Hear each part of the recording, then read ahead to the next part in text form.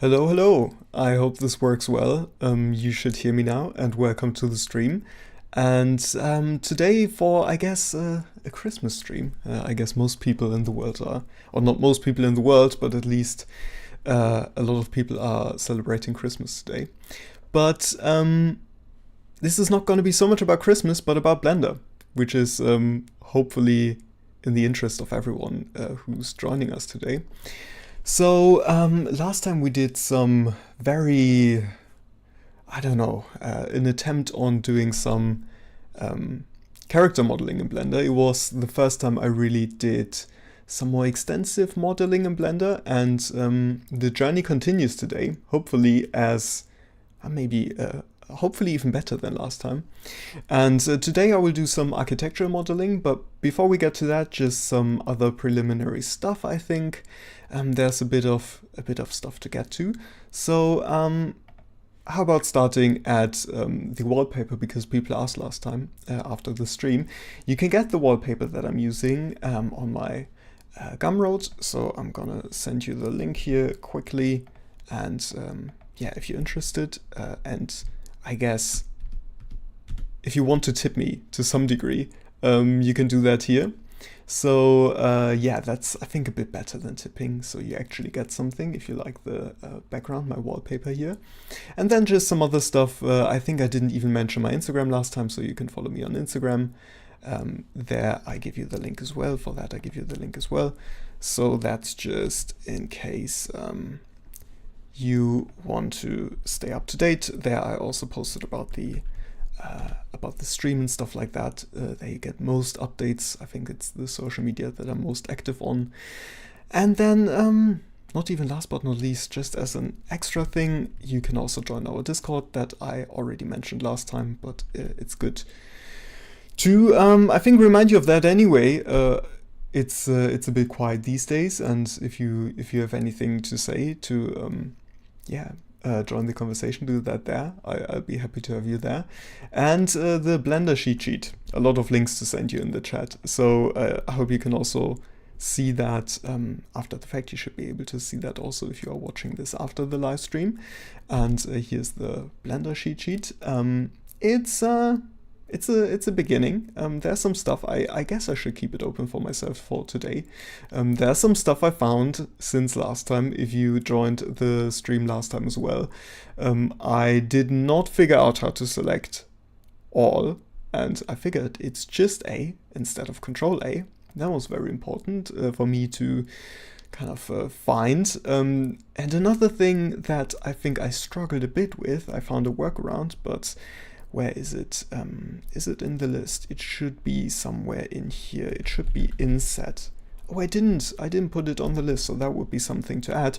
I think I was used to call it Inner Extrude from Cinema. I'm not even sure, because I think there's something called Inset in Cinema as well. So maybe I'm also just confusing things. But I think what I thought would be Inner Extrude is actually Inset. So yeah, that's that. So I is the short handle for that, and that's Inner Extrude or Inset. I'm just checking. I hope you can hear me. Just let me know in the chat if the audio is fine. I'm gonna check myself quickly as well. Okay, that sounds about right. I hope it sounds about right for you as well. It might be a bit quiet, but I hope it's good enough. I can't do too much about the audio live. Usually I do a lot of editing for the audio after the fact, but we can't do that today. And there's one thing, and I forgot to prepare that, but I will prepare that right now for you so that you can actually see that, because I have a reference image to work with today. So I hope this works right. This should be fine. And the project that I'm working on today, as I said already, I think now I should be able to see this, right? I have a project that I'm working on, and that's also the reason why I am doing the whole architectural modeling thing. So I'm working on this project that I cannot say too much about, but what I can say is that it is going to be VR project. So it will be a scene that will be later transferred to Unreal Engine and then be used as a virtual reality kind of scene, and people will be able to go through it. And the general style of the scene is supposed to be something like this. I just made this briefly with Midjourney, and so it's supposed to be a laboratory, and it's about seaweed and algae. That's kind of the background story. I'm not going to say too much about it because it's still like a project in an early development phase, so I don't want to spoil anything about that, and other people are involved, so I cannot say too much about it. But that's kind of the general outline. I can already, like, you can already see, oh, I think I was too loud there. You can already see here's like there are some issues here, like this does not really make sense because it's outside and inside at the same time and stuff like that, so I will try to avoid anything like that, but that's kind of where we want to go roughly today with the kind of architectural modeling that I'm thinking about. So that would be our reference, and I will maybe get back to that later again.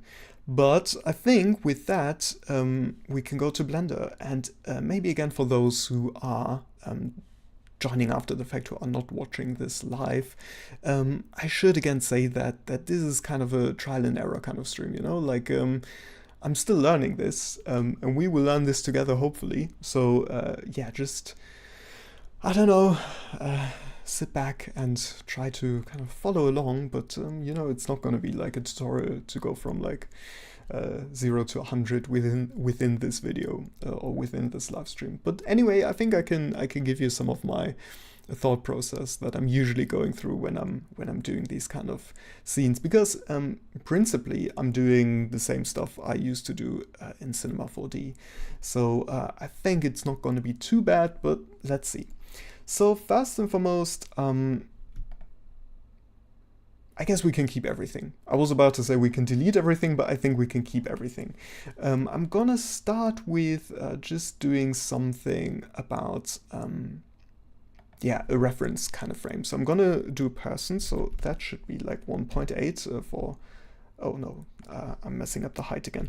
1.8 for the height, for like 1 meter 80 or something, 1 meter and 80 centimeters, and then maybe as a width 0.8, something like that. So that's going to be our kind of reference human, just for scale. And I hope the height should be correct here. That should be actually 1 meter and 80 in principle. And I see more people are joining. Hello, hello. People from the Discord, that's always great to see. So here we have like kind of a reference human, 1 meter 80.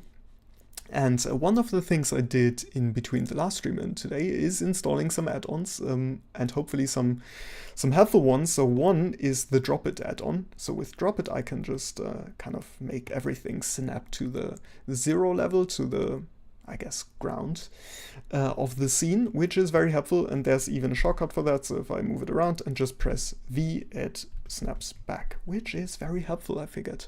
That's great. So, yeah, we have a human, and now we need a room. So since it's going to be a VR scene, I assume the actual size of the room is going to be about 20 square meters, roughly. I guess that's going to be the thing we will work with at the moment. So we can add a new mesh, a new cube. That's something I learned as well, and we can set the size.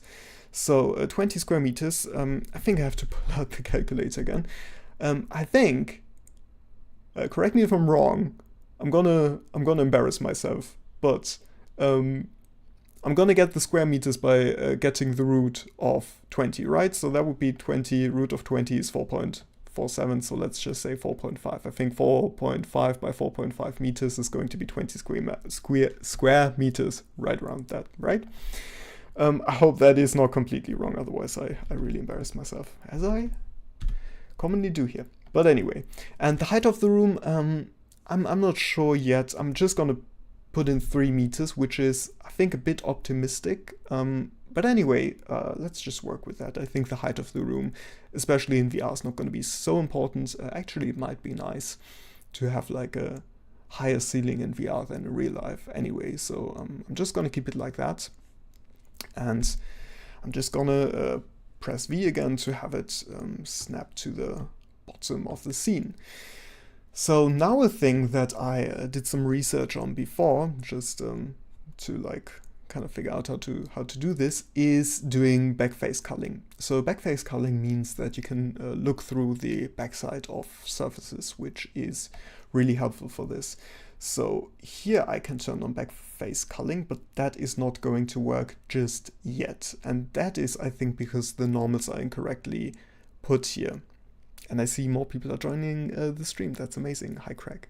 So the thing that we have to do now is to flip the normals, to my understanding. And I hope I can find that again. So we have to go into edit mode and now go to surfaces. And showing you what I learned myself is if I click one and press A, it selects everything. That's just what I needed.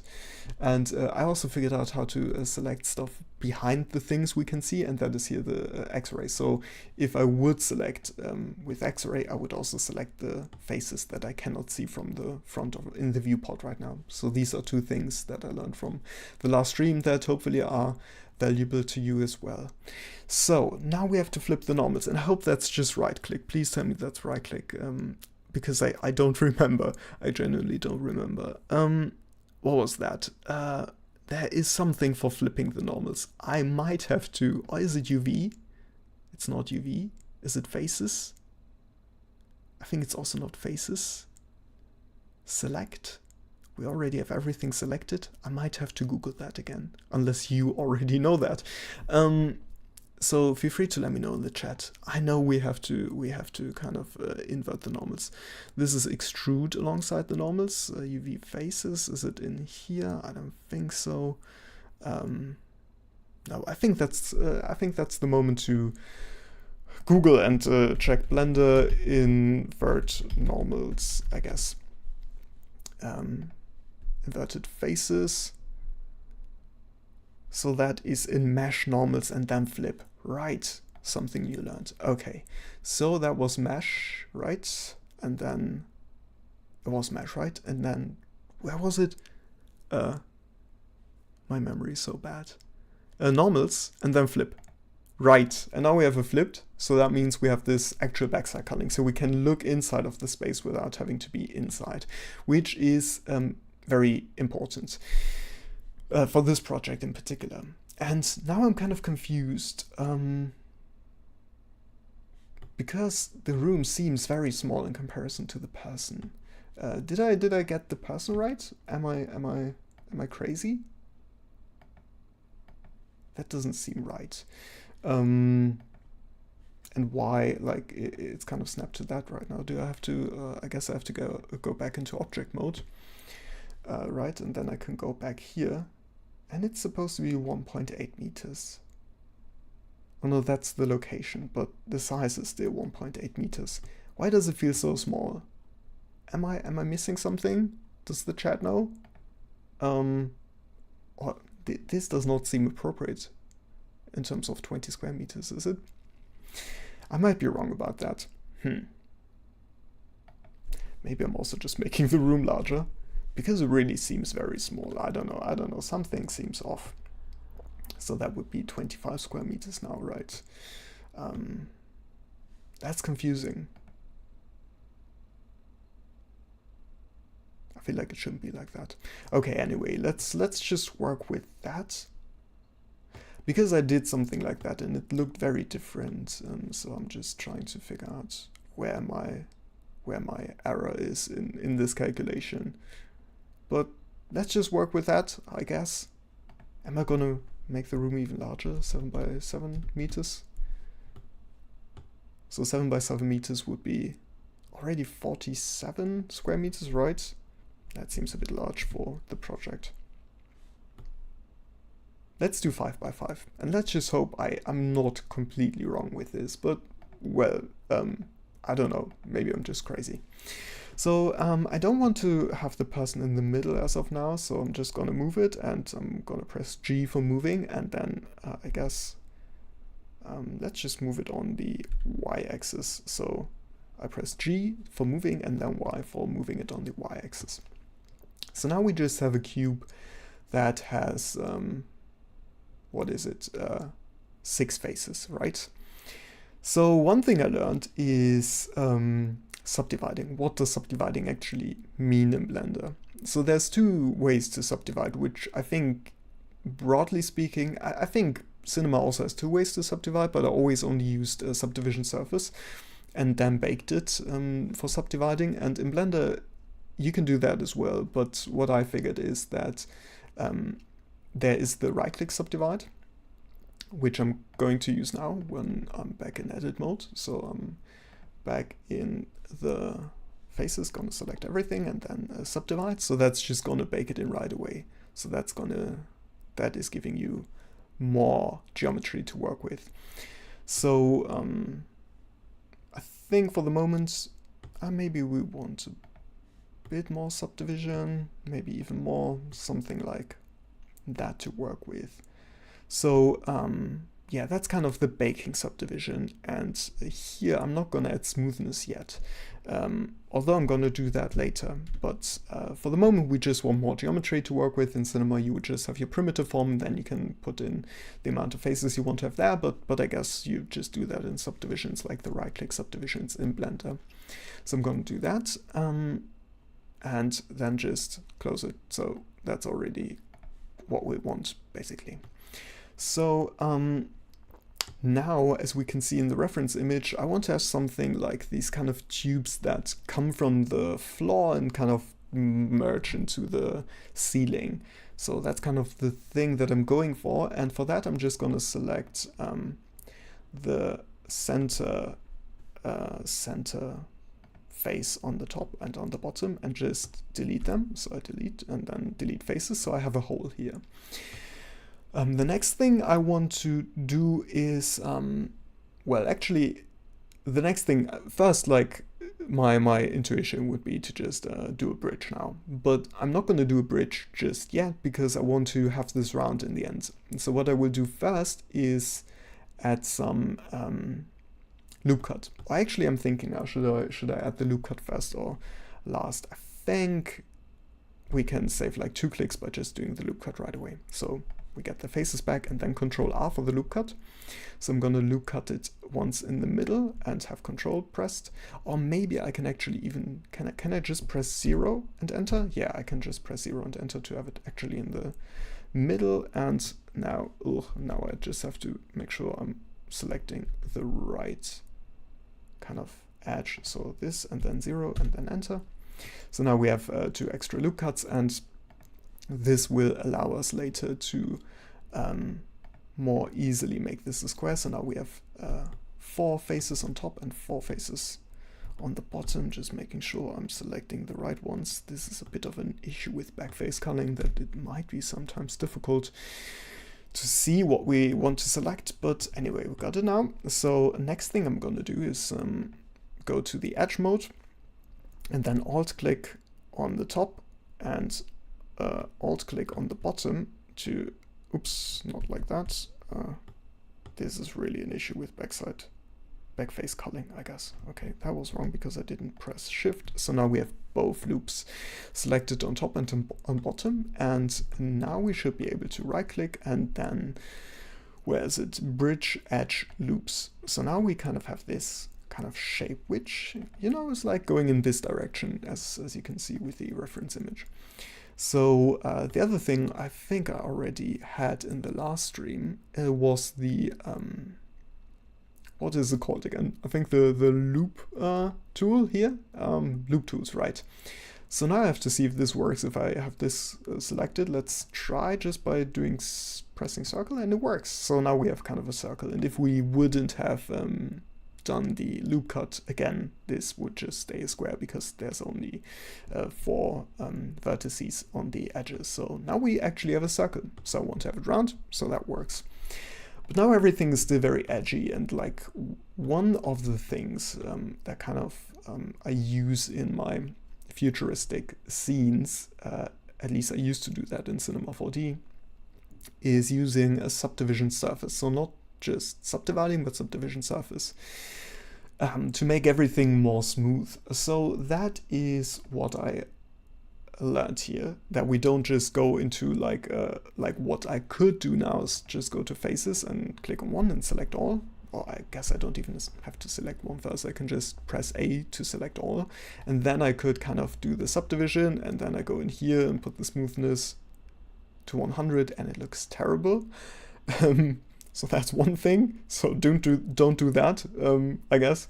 And also it bakes it right away, which I don't want. I want to have like some kind of flexibility, or like some kind of control in terms of the smoothness of everything and stuff like that. So what I do then is using a modifier, and then I just go subdivision surface, and now we have a subdivision surface on the entire object, on the like this model. So what I got to is like I want to have it quite smooth. I will have to see later how smooth I can have it to use it in VR, but for the moment I want to have it rather smooth. And the quality, I can't really see the difference, to be honest, so I'm just going to keep it at 3 for the moment. This is just, you know, our general idea, our general model that we want to work with, but we're going to edit this quite a lot later on.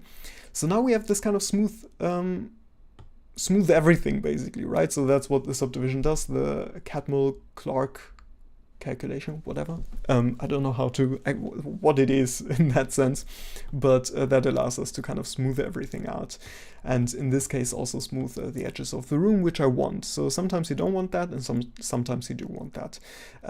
But if you don't want to have everything equally smooth, we can add creases. So right now I think this is kind of a too, or I guess not steep enough thing. I don't know.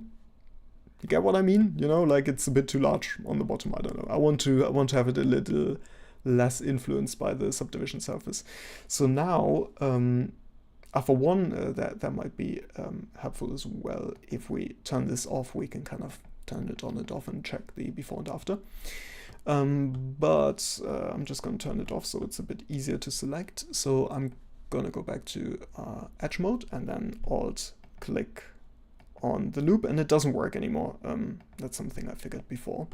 I guess the loop tools is great, but it can't automatically detect the loop for selection anymore. But anyway, these are my two creases that I want to kind of, I guess, lower. I don't want to have it so much bent.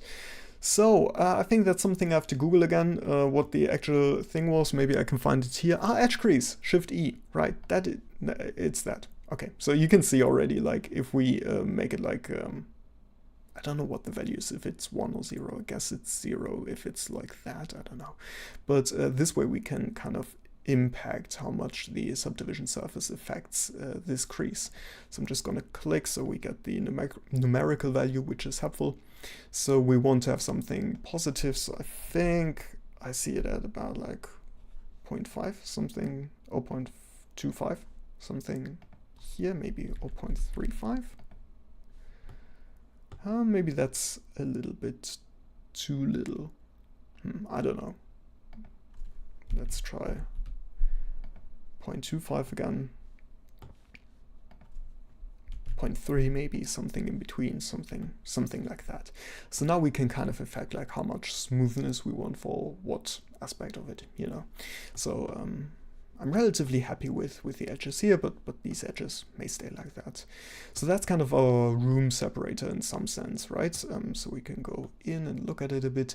One thing that's a bit confusing to me, I don't know what the reason is, but like the shading in the preview of these kind of, I don't know, subdivided parts looks a bit low quality in comparison to the preview I see in Cinema 4D. I don't know what it is. I guess it's just a shading thing. I think in the final render it wouldn't look so bad. I don't know. Maybe it's something else. I don't know. So, oh, by the way, talking about it, we can also do what is it? Backface culling in the shader view as well. but I forgot it. So let's just ignore that. We don't need the shading preview at the moment anyway. There was a way to do that. You can find that quite easily. I thought I could show you now, but actually I cannot. But anyway, so here's also, this is kind of interesting as well. Like this shows you like the smoothness of the cage. That's something I'm not sure if that was there in cinema as well, but anyway. So that's kind of our basic geometry, our basic structure for the room already. And we can add some new stuff to that as well. So let's go back here, and I'm gonna have a quick sip of water.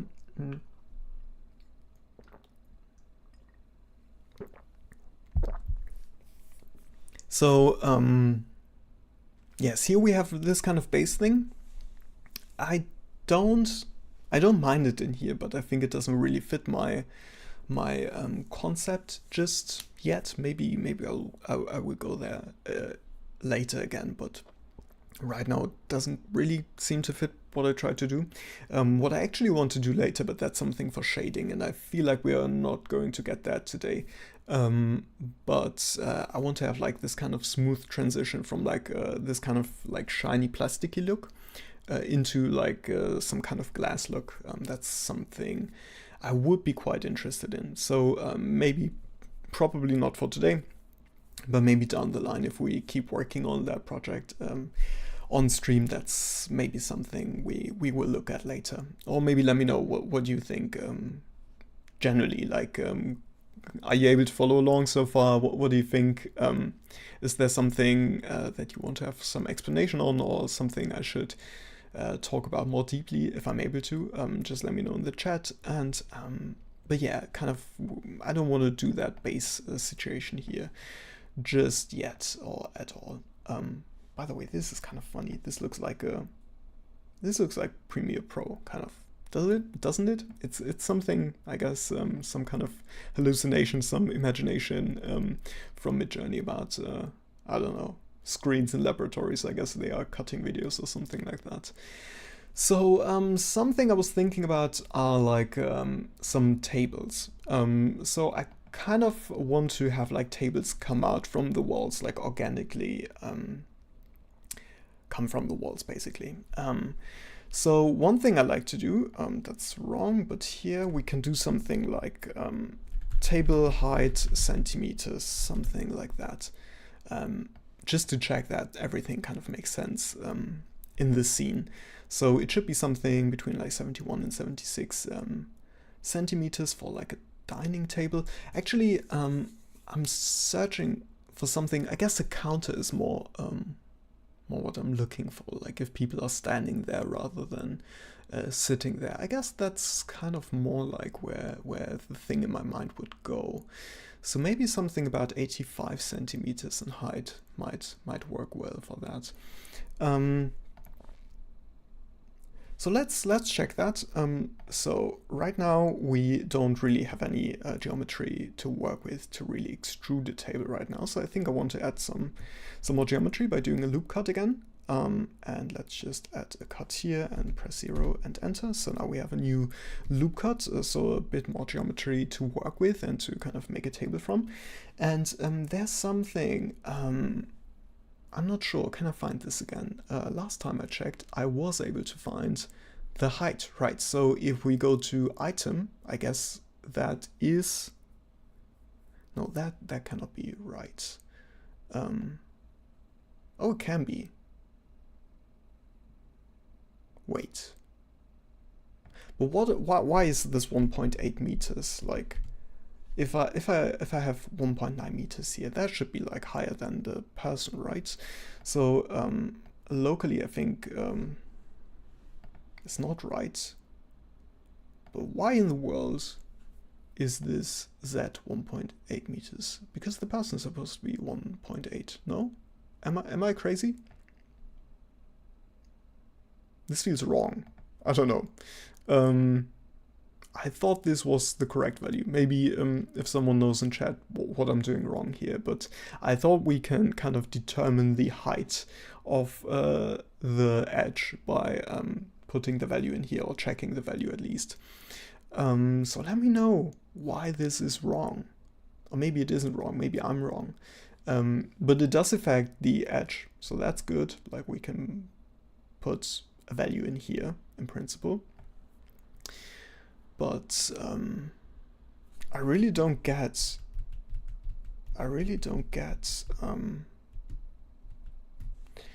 why it is at 1.8.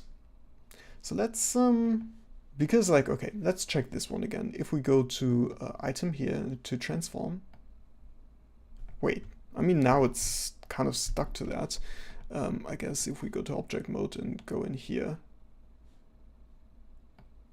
this should be at 0.8, or is it? Oh no, wait, what? Okay, this is very interesting. So this is twice the size. That is why I'm going crazy over this. No, wait, this does not make any sense. Why is dimension something different than scale? Oh, I guess, okay, I get it. Okay, so this should be 0.8. And then this should be like 1.8, and this should be 0.8.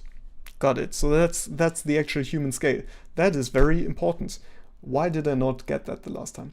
So now we can rescale this one as well, because this is too large now. I guess the ratio was correct before, but the numbers were off. I don't know why that is the case. I don't know why I'm confused. Let's put it like that. So let's go like this again, and then like 3. So that would be the actual right size, right? Yes, and this one is off now because the thing is with the drop it thing. I don't want any rotation here, but because here the edge has rotation now, I think it tries to like make it fit to the rotation there. So we can move it like here now. Okay, got it. So that was important. Good that we figured that out now. So now we can go back into editing mode and go back to that loop. And now the height is correct. So because I'm forgetful, I guess, we want to have like 85 centimeters right around that area. So yeah, 0.9 already seems good. I guess I'll just keep that. So this would be the upper edge of the table. This still seems so wrong. How wide is a human being? I guess it's more like 40 centimeters rather than like 80 centimeters, right? So maybe I'm just going back there because this is kind of irritating me. That's the wrong. Here's the object. Let's make it maybe 0.5. More slender of a reference model, because otherwise it seems like you cannot even walk through the room or something like that. So anyway, back to edit mode, and now we have that edge cut or loop cut, and this would be the top of the table. And I think in this case we kind of can add this one here, or like I'm just going to move that one a bit up. So let's move it with G and then Z on the Z axis, and maybe that would be kind of a yeah, thickness for the table. Again, it's like some kind of standing table. Let's assume that. So now in order to make it an actual table, we will need to select the faces again. And let's just kind of keep it symmetrical to some degree. But I get to something in a moment. So let's just select some of the faces here. Oops, that one was wrong. And then rotate around, and let's select those faces. So this will kind of be the kind of table situation. And I see in the chat you're asking what the plan is. So just to recapitulate, recall, I guess, just to recall, what I opened with in the stream is like we are trying to do this kind of futuristic laboratory scene. This is just a reference image I quickly created with Midjourney, and it's supposed to become a virtual reality scene, so that's why I have this kind of set size of about 20 square meters, and later I will put the model into Unreal Engine and then make a virtual reality game of it, basically. I cannot say too much about the project yet because we are in an early planning stage. But anyway, let's assume this is kind of for that purpose. So we kind of have to check that we don't use too much geometry, which I guess is like using Subdivision surface is not the best way to keep it low poly, but at least we have like control of it, which is the good thing about it, so I can change it before exporting and stuff like that. I hope. I didn't do that yet. But anyway, we're just making some kind of like reference now, just something to work with. And so it's supposed to be some kind of laboratory where people in the future are investigating algae or like seaweed as like a resource. That's all I can say about that. That's already too much probably, but anyway. So we now selected the kind of part that I imagine to be these like standing tables where the researchers are standing and working, whatever. So we want to extrude that to have it as a table. And I think there would be two ways to approach this now. For one, we have the kind of E for extrude again, and then the S for scale. So we could kind of do this in extrude like that. But as you can see, it will kind of, like for one, the center point is different now. So the scaling around the center is actually not the actual center of the model. Or maybe it is. No, it isn't. It isn't. I think it's just the center of those 3 sides. And since we use 3 sides and 4 sides, so it's not perfectly symmetrical on both or on all axes, it will kind of extrude in the wrong direction. So what is actually more practical than that is what we also did last time. And I hope I can find that again. It's not here. It's... Where is it? Somewhere. There was the kind of thing where you can... individual origins, right. So and now we can extrude, and I think extrude along normals, so that will actually extrude it based on each own side's normal values. So that is a bit too much. So maybe let's have it like so. So now we can see it kind of blends nicely with the walls. So I really like that aspect of it. And yeah, it stays a bit, or it stays organic. It does bend in quite a bit, you know, like here the crease, I guess, is maybe a bit too white, I guess. I think it's still fine. I like it anyway. So I think it works just for like a prototype concept kind of a thing. What I do realize though is that, I'm just thinking. So there's a few aspects to this that I think we have to consider. So right now you can see it's not really a table just by fact of it having some kind of curvature. So if you put something on it, it will just roll off, which is not great. And we could do that with the crease again. So that would be just to demonstrate that, I guess we go inside and then select some edges. I turn that off just for a moment so it's easier to select. Let's just do that, turn it on again, and then Shift E, I think it is, that will do the crease. So we could have it like this, and then it would be almost perfectly straight. So that would be good for a table, just speaking out of like a UX perspective. The user experience would be nice if stuff doesn't roll off the table. But then we also lose the kind of bend of it. So that's not really what I want. So I'm thinking there's like a few ways to approach it, I think, until Ohuchin in the chat. I see we are becoming a larger group, which is nice. So there's a few things to deal with that, I think. So for one, I think one aspect that would be nice also to kind of increase the kind of work surface is like to extrude this outwards and by that having it a bit flatter. So just to check that, just to check how it looks, if I would extrude it on, it already sets the correct axis. Oh, right now it works based on the normals as well, which is fine, I think. So this way we can have it a bit more flat, and I think that's what I will go for. So we can just select all the relevant faces for that again. So that would be like so, oops, and I am having a hard time to navigate around. Like so and so, and then we can do the extrude along normals again, I think, and then just push it out. Like how deep do we want to have it? I don't know yet. Maybe like that. It shouldn't be too deep, right? Because otherwise you cannot like reach in. It's like too far away to actually reach anything. That wouldn't be great either. So yeah, that's kind of where we go with that already. So we can now also kind of go through the different views with either with the numpad, or if you, as I learned last time, if you don't have the numpad, you can go in here and go to input and emulate numpad, and that will allow you to use the just number keys 1, 2, I don't remember, all the number keys to kind of have the side view. So now we can still see, like on the top, it is still bending downwards, so stuff would still kind of fall down, which is again not great. That's not how tables are supposed to work, so we will have to look at that. And I also feel like we could have a bit more of a bend here, just a little bit, maybe, I don't know. It's not so bad. Maybe I just keep it. I think I keep it for the moment. So yeah, I think we have to look at the crease here just to kind of make sure that the table is principally usable.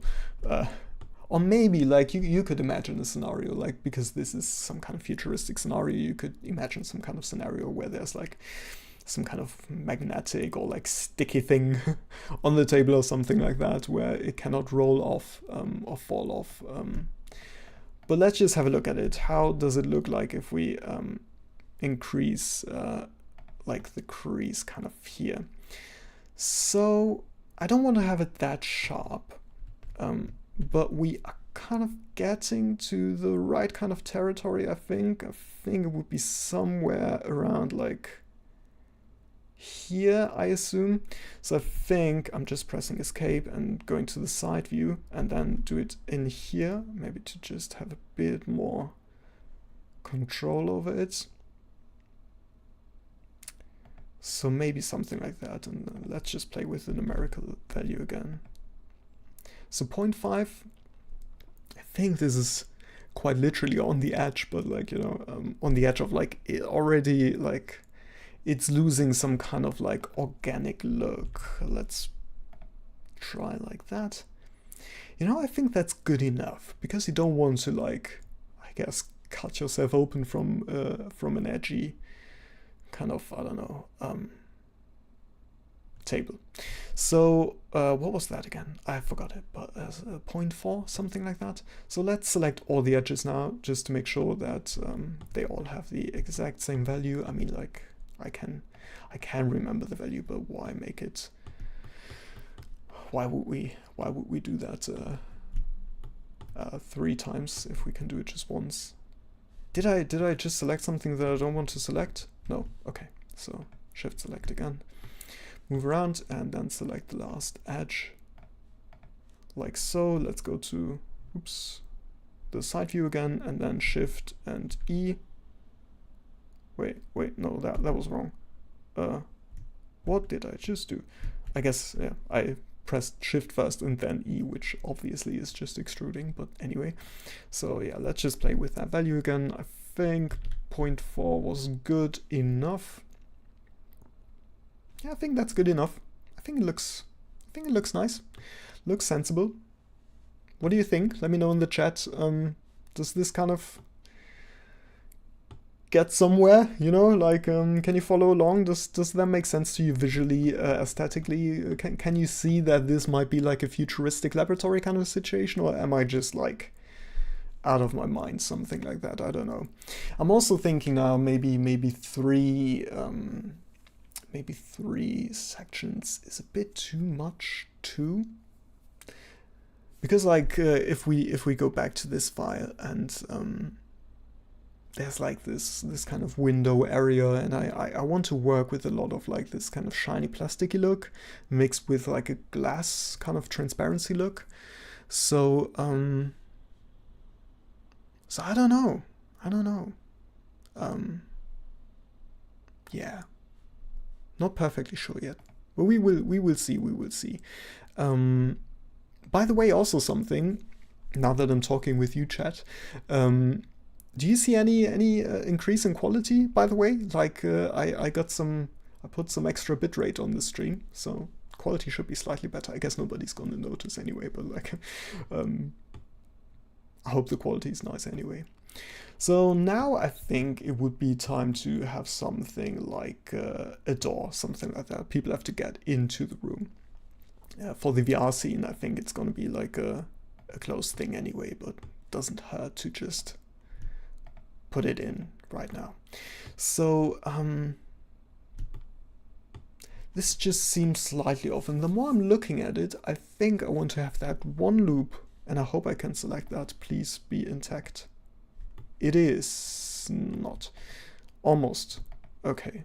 Well, we can get there. It's not too bad. So let's just select all of those. So now we have that kind of a loop. And I think I want to move that up just a little bit, because if the ratio is correct with the fake human, whatever, mannequin here, I think I want to have it a bit more upwards, so people don't kind of hit their head on this like kind of inset table situation. So and I'm still struggling with the controls, by the way. Like, just moving around is a hard time. Like just the viewport kind of controls. But anyway, so I think I want to select those as well. So those move up as well if I'm moving up the other stuff now. So let's just select all of that. And so now we have like everything. Oops, everything here is selected. So I just want to move it up just a little bit. So that would be G for moving and Z for the Z axis, and then maybe somewhere, oops, not. That's something, maybe you can tell me in the chat. That's something I'm struggling with so much. Like, once I enter extruding or moving or whatever, I cannot move inside of the viewport anymore, which is driving me insane. Like, for now I wanted to change, like, go to the side view. But if I have G for movement, and then I put 1, it inputs the value 1. You get what I mean? Maybe it is that way, but it's just annoying to me personally. I don't know. Nothing too bad, whatever. Okay, so I think that height kind of is a little bit better. And right now we don't have so much geometry, so I could just make the room larger as well. Like, I could just select all of those faces on top and just move them up as well. But I think that's about right. So let's get back to faces and then kind of make a door. So I'm just deleting that. Delete the faces. So now if we go to shading, it looks like that. Already looks kind of cool, to be honest. I like it, but I guess personal preference, personal taste. Then select, oops, what did I do? I want to select that as a loop, right? And then I'm just extruding that, and I'm extruding that on the y-axis. So I'm just pressing E for extrude and Y for the axis, and then just click like that. And now we have this kind of entry point.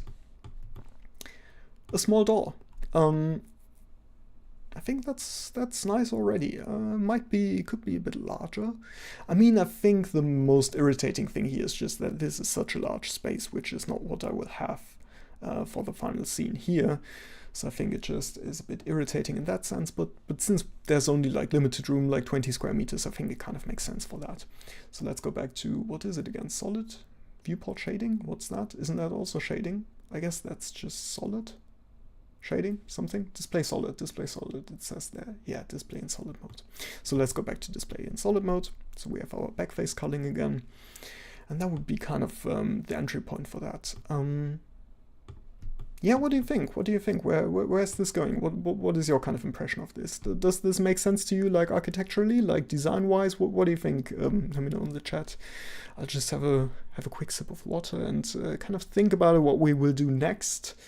There should be some kind of window to the outside, I think, to some degree. Like, I can imagine this is kind of a module inside of like a larger laboratory space where there's like, as you can see here, like as this is blending into the floor, for example, that below this actually is like this kind of seaweed bed or something like that. So this is kind of like a module that's like put into a larger, I guess, context, I don't know, like a larger farm of like seaweed, for example, and that you have like different modules like those which are connected, and to kind of make it work for a VR scene where it's more like an experience, you're supposed to walk around that one room. You can make it feel larger by just having many rooms kind of connected in a sense, you know, like this would be a tube, and then, for example, here would be like a second module. So we have the same thing again, and here would be some kind of window so you can see the other spaces, for example. Kind of get what I mean? I hope that makes sense. Maybe I'm not good at like kind of communicating what's in my mind here, but I hope you get what I mean. But yeah, just let me know what you think. I think this is going to a sensible direction. Yeah, but I need to drink something.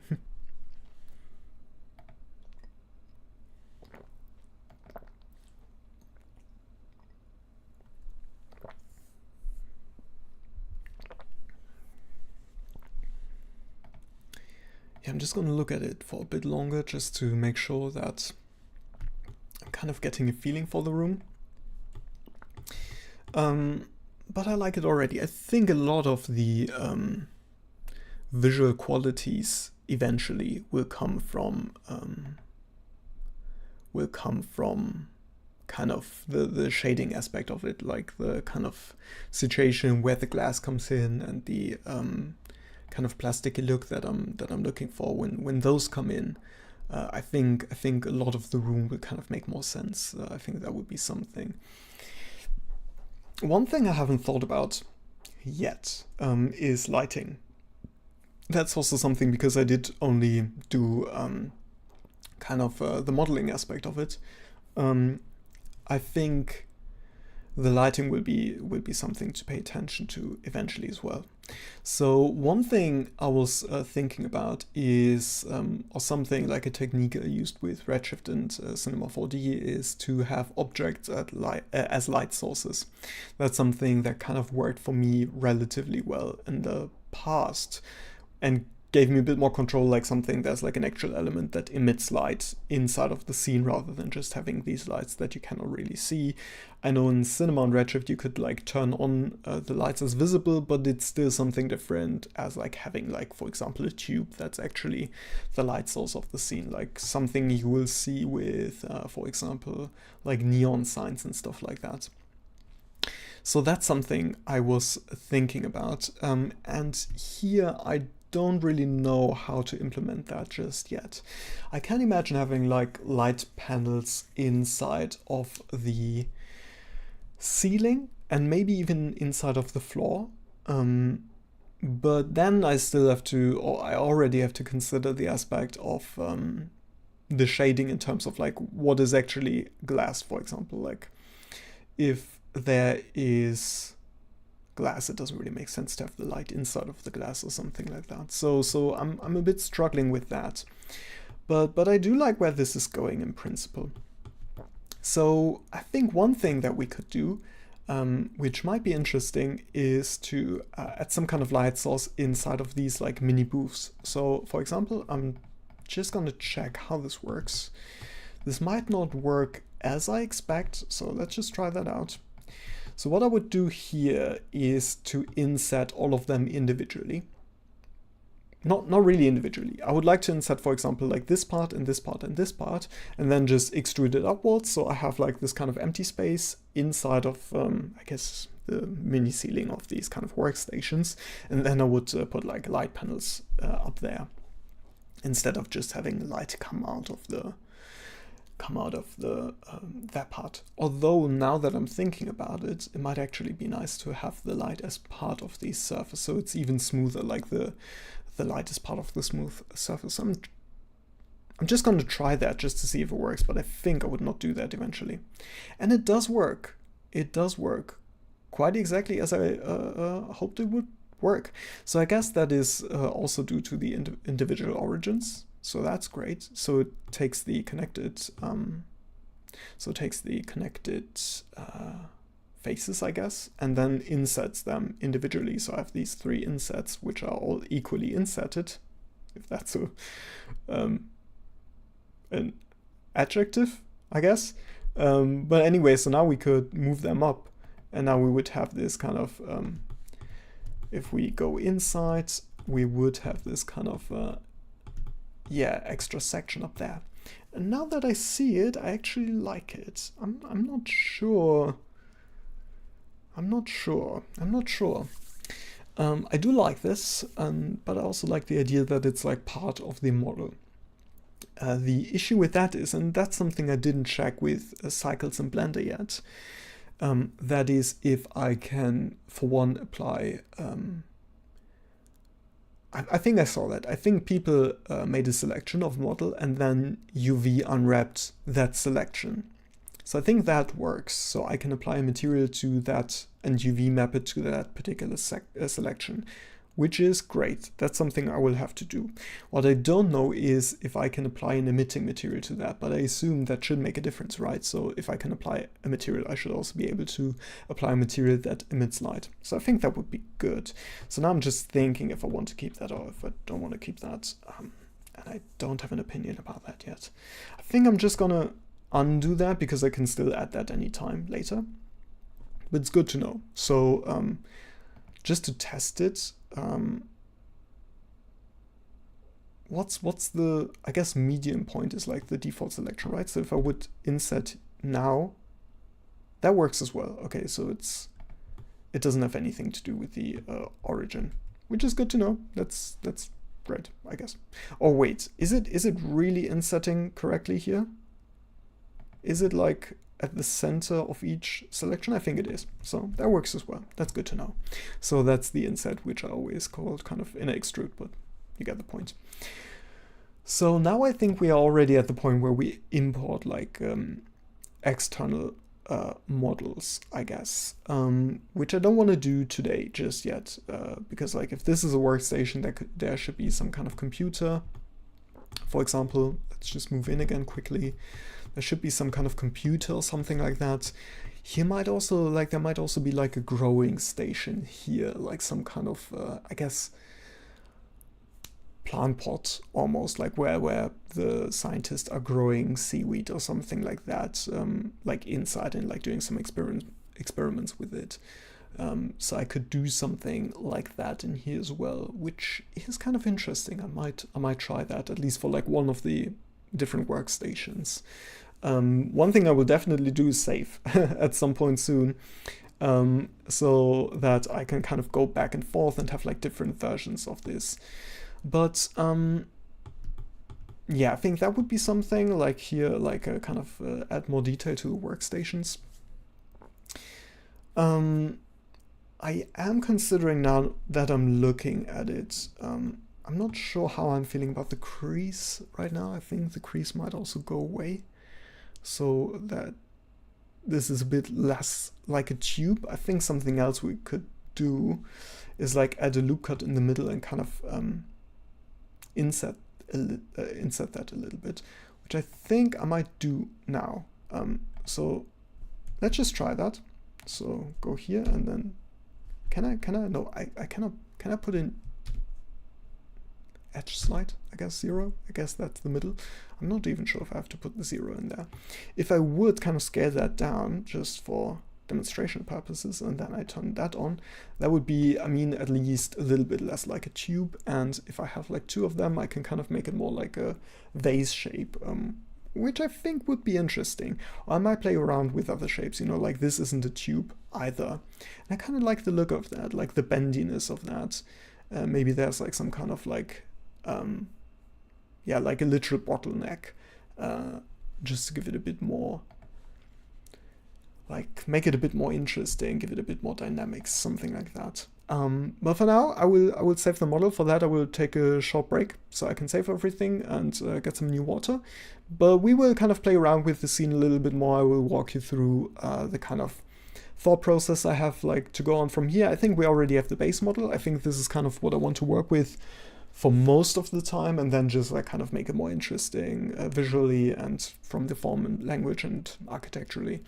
So I will go into a short break and I will see you here in less than, or like just a few minutes, less than 5 minutes. So I will see you here and stay around. And for those of you who are watching this after the fact, as a video, as like the recorded live stream, you will have chapters, so you can just move forward, so bookmarks, and just skip this break. So that should be fine. So I'll see you here in a minute.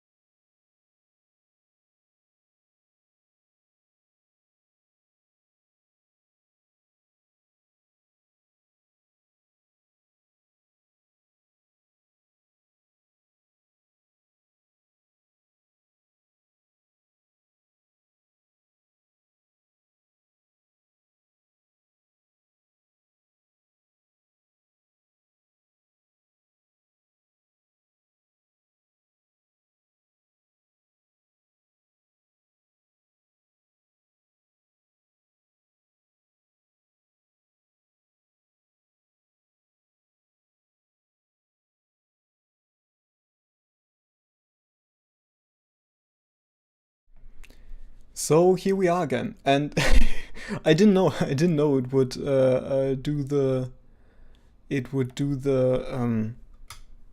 Instagram follow thing again. But well, I mean, yeah, just follow me on Instagram. I forgot to turn that off. Also, something that's actually quite funny. You can obviously also subscribe to my channel, which I assume you already do if you're here. But I still had this like lower third when I was when I just had like 150 subscribers, and now we are more than 10 times that, which is quite amazing. But anyway, I hope you had a nice break as well, and I'm back. I kind of figured out how to save this, and kind of thought a bit more about this kind of structure inside, and I don't have an opinion about it yet.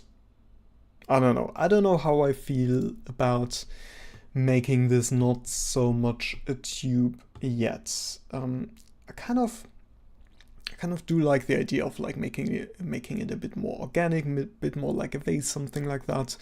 But I don't have a finished opinion about it yet. But since I saved it now, let's just do something. Let's just try how this looks. And just inserting 0 here, and then maybe a number of cuts. I guess it would be something like 3. And smoothness, I don't know what that is. That's interesting. I didn't know that is possible, so we learned something new. I learned something new. That's interesting. Okay, that's cool, I guess. But I want to do that manually, I believe. So let's just work with 3 loop cuts and see where this goes. So I think in this case I would start by just selecting the bottom loop again and kind of making that larger, so that would be a case for scale, and then maybe have it like that, and then go inside here, select that loop selects. That's good. I didn't anticipate that. So I'm thinking, should this already be excuse me, sorry. This should already be the kind of outside. Should this be like kind of larger? I mean, this kind of looks interesting. I'm not sure what kind of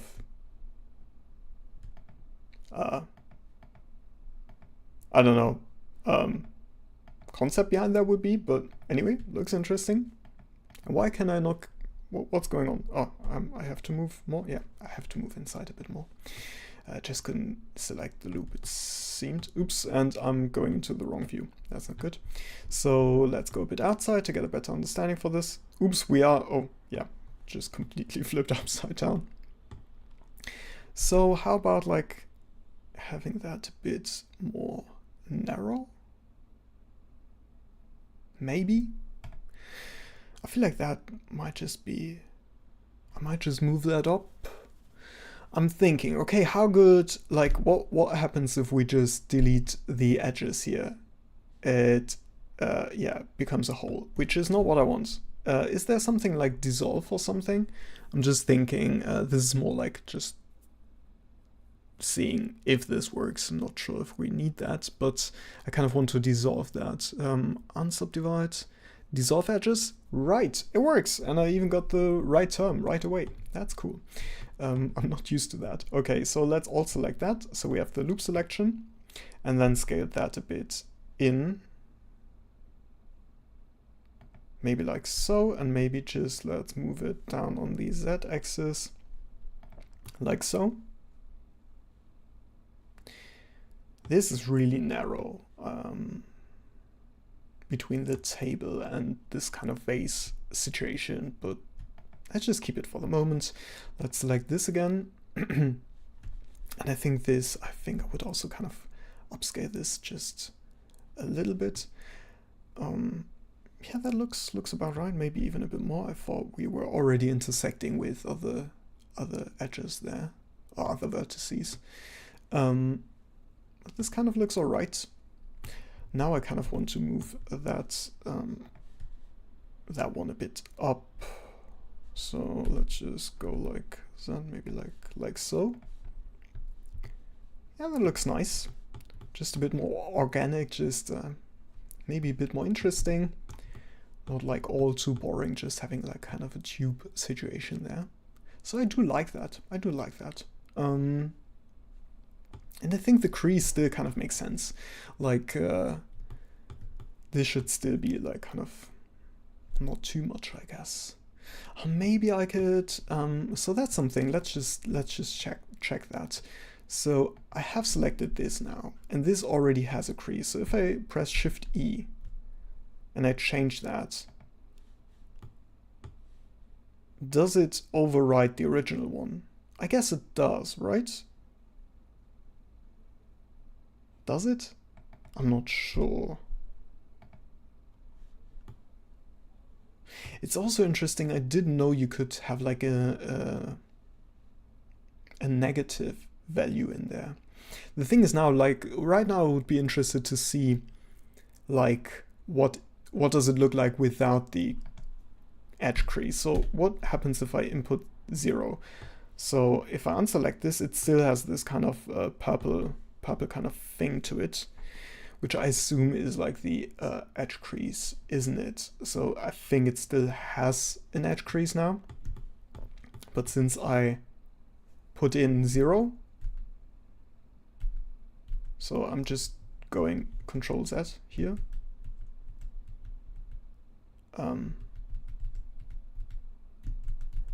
So I'm not sure. Kind of seems like, you know, like the edge crease didn't change, so I think it's just like having a second edge crease, does it? Is there a way to edge bevel weight? Well, that's something different again. Okay. Let's just do some Googling together. So, so Blender change existing edge crease. Is that a thing? How to remove edge crease? I guess that's something that would be interesting.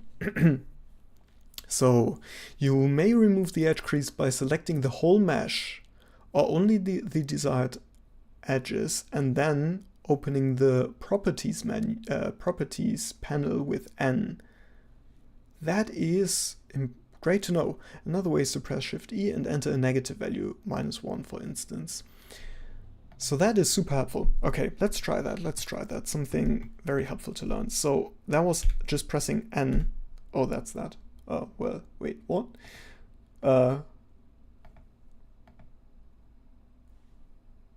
Is that, it's the mean crease here. So we had that open the whole time, did we? Got it. That's very cool. So what happens if I put it to 0? Does also the kind of purple thing, the purple thing also goes away. Great. So I guess I also don't really have to press Shift E if it's already here in the menu, right? Kind of, I don't have to do that, I think. That's really cool. So something I learned again. Great. So that's that. Now let's think about some other stuff. One thing I'm also considering is to have it a bit more round, but that would kind of give away too much of the actual space. Again, just as a reminder for those who are watching live who might not have heard that from the beginning, this is supposed to become like a VR game scene, whatever, VR experience. And so I kind of don't want to give up too much of the actual space that the project will have. So I don't want to, like if I would make the room round, I'm quite certain that the room where this will be experienced or played in, that is not going to be round. So like by making it round, we would just give up too much of the actual available space. So that doesn't really make sense. Although I would kind of enjoy if it were round.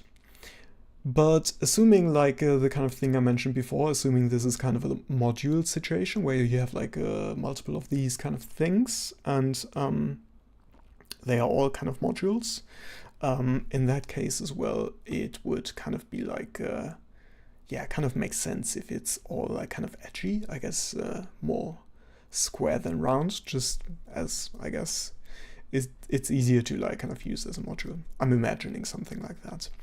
So one thing I mentioned earlier that I might want to have a look at is the kind of situation, as I mentioned before, this kind of concept is related around seaweed, and so I assume there's going to be some scientist who's working on samples or something like that. So I wouldn't only imagine here to be like computers in here, something like that for the tables.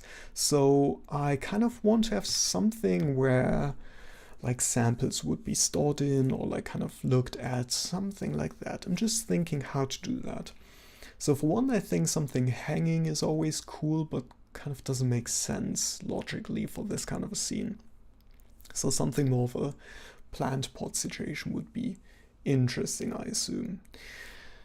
There's like one thing I could imagine where this is like kind of split, so there's like 2 levels here, so you have more space to like kind of store your samples. That's something. And then like underneath like the middle part, like assume there's a panel here somewhere, assume there's a panel here, and then like underneath the panel there's some kind of light, so you can kind of have an easier time looking at the samples below. That's something, but I'm not sure if that's like the right moment inside of the project to do that. But I think I might just try something like that because we have the save draft. So I think that's also another situation where I can save incrementally. Yes, that's a thing as well. So save incrementally, that's good. And then kind of keep working on that. So as I said, I kind of imagine there to be like a 2-level structure. So something that I didn't do yet is having something like a polygon pen. So in Cinema I would do this with a polygon pen now because I don't want to have the same kind of thing for like every workstation, but only here. So I don't want to really like add a loop cut to the whole thing, I believe. And I need some more geometry to work with this. So I would assume I would kind of triangulate it by having like something like here and then there, there, and there, and then I can kind of work with that one way or the other. Although I think I'm still fine adding some extra geometry here. So I think I will just add a loop cut to everything. I think that's gonna be fine. And then just have it like in the middle, press 0 and then enter. So Control R for the loop cut and then 0 for having it in the middle, and then enter. And then here I might just start moving stuff individually rather than like moving it with like all the other workstations. So in this particular case, for example, I would scale them on the Z-axis to have them a bit closer. So something like this. I think that kind of makes sense. And instead of having edges, I think this is the moment again where we can select the surfaces and extrude the surfaces. Although now that I'm thinking about it, well, there's the thing. So just to demonstrate this, like let's select the faces and extrude them. So that's kind of what I want to do, but now it is like, if I scale this down here, it's kind of easy, it's disconnected from that, and it would be kind of cool if it's connected. So I guess I'm rather moving than extruding, but then I need some extra geometry again. I'm just thinking. So if I would just move this, let's say I'm moving this on the Z-axis, oops, so that would be like so. I would need extra geometry to kind of inset this again, so it's not like, you know, there's more space below and on top of it. Like this still needs to be straight on top, and it needs to be kind of straight underneath, kind of. So I'm thinking how to do that without adding extra geometry and without disconnecting it from these sides here. Again, that would be kind of a polygon pen situation. I don't know about anything like a polygon pen in Blender yet. That's Annotate, that's not the polygon pen. Oh right, that's something I can use to show you as well, right? Something like that? No, doesn't work. Just as I hoped it would. Wait, how can I get rid of that? I didn't want that. Oh no. Control Z doesn't delete it. Damn it. Okay. Another thing to Google together. Blender delete annotation. Yeah, we will need that. Right click on the selected annotation in the timeline. Click on the annotation that you want to delete. It appears in a dark blue frame. Right click, select an annotation, click on delete. I cannot select it. That's my issue. Can I just click on it like so? No, I cannot. What did I just do? That's not good. I'm struggling. Damn it. What did I do? How do I select that? Okay. We need some more information. Okay, I'm just gonna open a video just because I think I need it visually. So yeah, I did an annotation by accident. Oh, annotation eraser, I should have seen that, right? So yeah. No, but it doesn't go away. Wait, what? Okay, now. I guess it was outside. Okay. That was a bit of a panic situation, but anyway, okay, we have deleted the annotation. So okay, poly builder, that kind of sounds like polygon pen to some degree. Can I do that? Can I merge those 2 points? I kind of want to, like, you know, if I do snapping, does that help?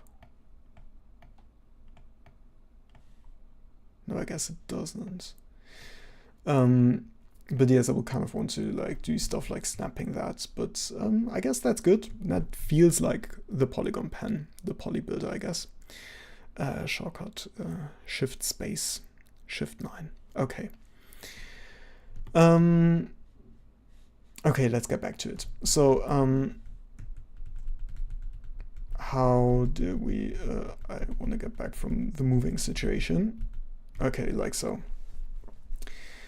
So I think in this case, what is easiest is just extrude. I'm just going to extrude it like so. I should turn this off so I have a bit more control. I'm just going to move it back in a little bit. So that's on the x-axis. So G for moving, X for the axis. I'm just going to scale it in a little bit, but only on the y-axis, like so. Just in general for style reasons, but also so that I can more easily reach those edges there. So I'm gonna select that one, and I'm gonna select that one, and those I can also move on the x-axis now to kind of have it a bit smoother like that, and then S for scale and Y for that axis, so kind of like that. So yeah, that kind of gets where I want it to be. Let's turn on the subdivision to kind of check how it looks, and there's like way too much curvature. So that would be a case again for the crease. So that's, I'm going to select this one and this one. Oops. Why does it not select? Am I crazy? I guess I'm inside of something else here. Select this and that, and perhaps even above here, like so, and then turn on the subdivision, and then make the mean crease a bit more like so. And that actually looks nice. So now we have this kind of like double division space situation, something like that. So now I imagine there to be like some kind of samples being stored here and some kind of samples being stored here, and if we do it like so, I would imagine here in this selection to be like a light emitting material inside of here, so that it's kind of like the light source for the samples, for example. And now that I'm looking at it more, I feel like at least for this particular booth, we can kind of move this even a bit more to the back, just so that we have a bit more space to work with.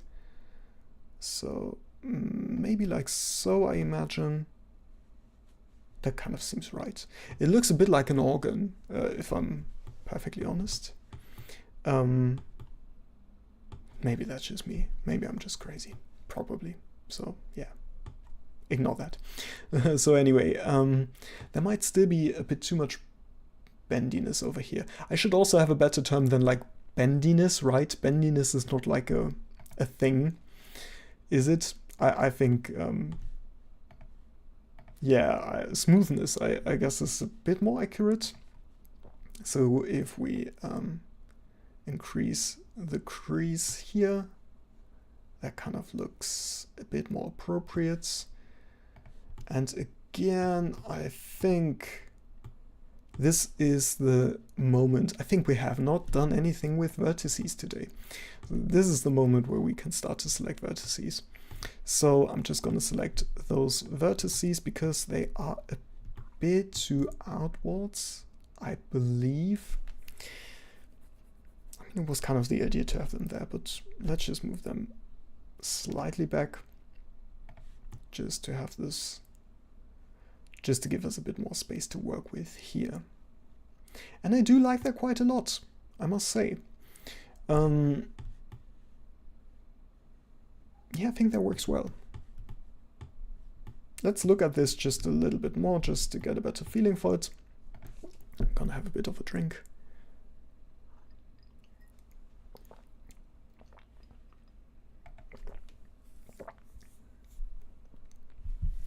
So yeah, again, I mean, like, it doesn't look like this. It's not supposed to be like copying that just as like a kind of visual reference. But I do like where this is going. So I think for this particular station, it will kind of also make sense to have this kind of a, how would you call that? Like kind of a separator here so that you can actually, I guess more like a plant pot, like, how do I say this? I don't know. But it would be a situation where I would inset that. I'm just thinking, we don't really need to inset it completely. That's my issue with it. Like if I inset it now, I actually don't want it to be inset here. I only kind of want that inset here. Like I only need those extra faces. And I don't want those. I like actively want to avoid those, I think, because it's like unnecessary geometry. And I'm triangulating here already anyway, so why would I want to add more triangles? So if I would have the subdivision here, you can kind of already see how it affects the subdivision, which I don't want. So I'm thinking, let's just try that for the moment, just to see if this is possible. Because in principle, I kind of want to dissolve those faces. I'm not sure if this is like the best way to do this or the right way to do this or whatever, but let's just try. Okay, so I can dissolve the faces. That is an issue though, because now we have this kind of like kind of lost points. If I would be able to merge this point with that point, oops, I definitely don't want that. Like if I were able to join those two, that would be a bit better geometry wise, I believe. So if I go like delete, I guess I can also dissolve stuff like so, and I think that would kind of be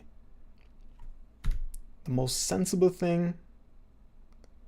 Let's just try that, but I assume this is gonna mess up the kind of subdivision quite a bit, which it does to some degree. So I guess the best thing is still to stay with the inset.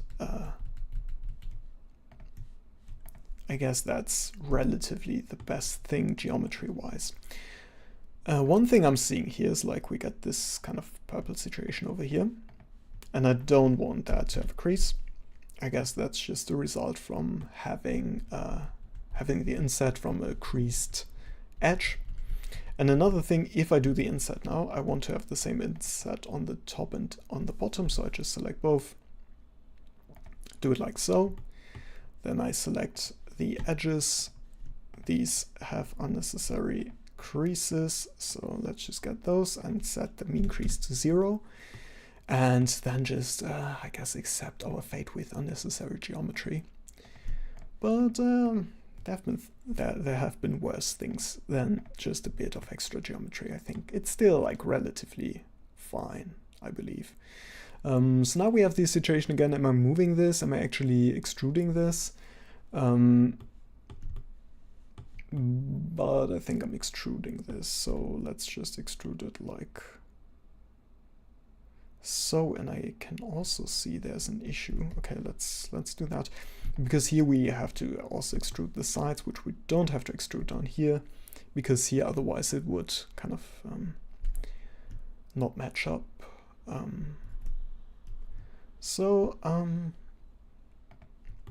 Something like this, I believe. How does this look like subdivided? Because now we have here the issue, right? That, I mean, it goes into the right direction, but this is also not supposed to be a thing here. So, I'm undoing without it having an effect. Oh, I changed the keyboard, I'm sorry. So I undid that now. So that doesn't quite work like that.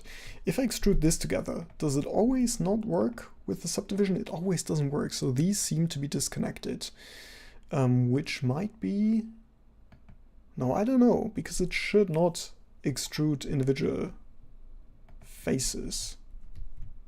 Because I'm just pressing E. Like, if I would to, like, individual faces, like, now I would get why it doesn't stay together. But if I'm just extruding faces like so, it should stay together, which is another issue. An issue I had with Cinema as well. So this is not, like, Cinema exclusive by any means, not Blender exclusive by any means. Neither is it Cinema exclusive.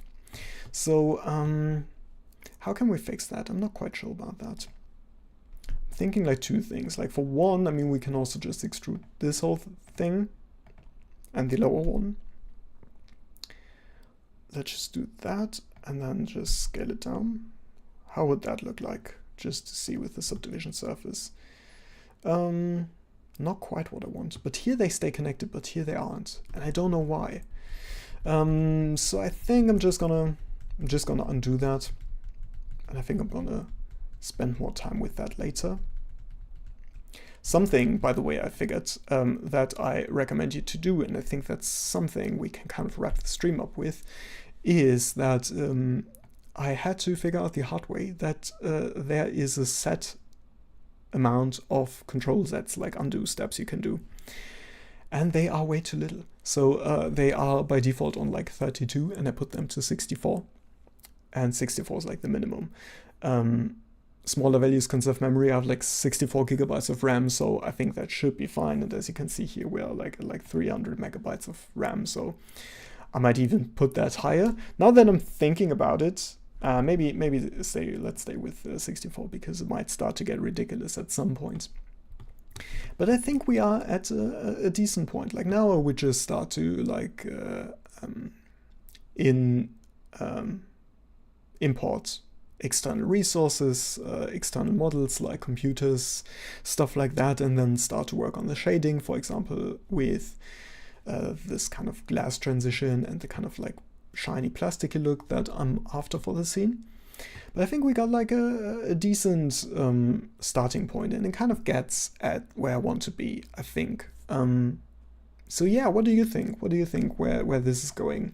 I think this is kind of like the easy starting setup kind of situation. So this was relatively fast. And yes, there's also, answering to the chat, there is an autosave, I believe. And there's incremental save, which is also very helpful. So let's just incremental save this again, because always good to have increments. I don't know where the autosave was. I just don't use autosave for some reason. But anyway, so I think this is like kind of a good setup we have, and we might keep working on that in the next stream. If you're interested, let me know in the comments and in the live chat right now, and leave a like. That's always helpful, especially if you want to see more live streams like this. This was a bit of like a rambling one, but I think we kind of got to some interesting points. I hope you kind of understood some of my thought process behind what I'm doing. And yeah, I think I'm like kind of close to where I was with cinema in Blender right now. Like the whole shading situation will still come. But I think the modeling already is at like a point where it kind of starts to make sense, you know, like it was relatively easy. Maybe because I wasn't so good at modeling in cinema to begin with, but I hope you got something out of this. So yeah, leave a like, subscribe.